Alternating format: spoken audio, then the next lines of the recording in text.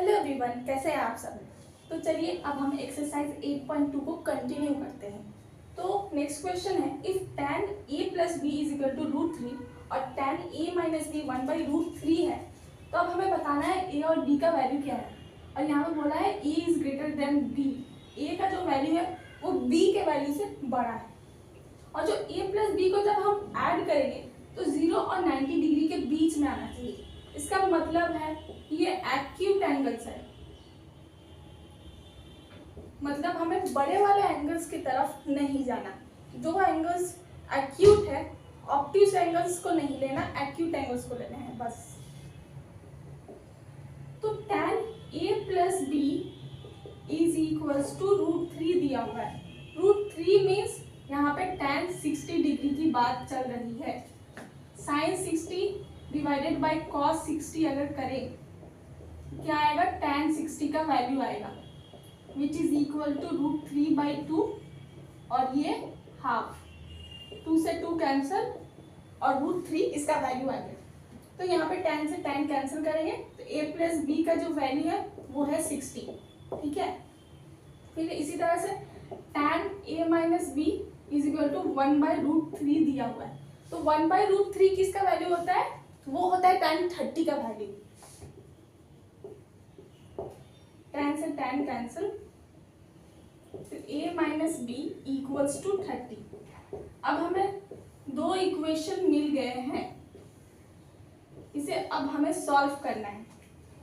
इन दोनों को जब हम ऐड करेंगे तो b से b कैंसिल हो जाएगा और यहाँ बचेगा 2a और यहाँ पे 90 डिग्री। तो हमारे पास वैल्यू क्या आ गया, 2a is equal to 90 degree.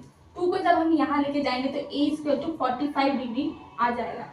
तो अब हम इस इक्वेशन में 45 डिग्री a का वैल्यू बिठाएंगे तो b का वैल्यू कितना आ जाएगा, 15 डिग्री। 360 माइनस 45 इज 15, तो ये 15 डिग्री। a का वैल्यू 45 डिग्री ही होगा क्योंकि a is greater than b question में दिया गया है। इसका जो फाइनल आंसर है वो है a equals to 45 degree and b is equals to 15 degree और इन दोनों का सम 90 डिग्री से कम आ रहा है। तो अब हम देखेंगे एनसीईआरटी का एग्जाम्पल 10 कि उसको हमें इजीली कैसे सॉल्व करना है।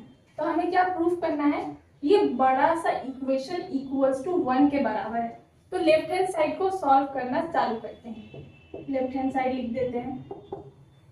जब भी आप किसी इक्वेशन को सॉल्व करते हैं तो आपको कुछ चीजों को नोटिस करना पड़ेगा, जैसे कि यहाँ पे सीकेंट है, मतलब ये कॉस का रेसिप्रोकल है और यहाँ पर साइन दिया हुआ है और यहाँ पर भी सीकेंट ए है, मतलब ये कॉस का रेसिप्रोकल है और ये tan ए है, मतलब sine A divided by cos A को हम tan ए लिख सकते हैं।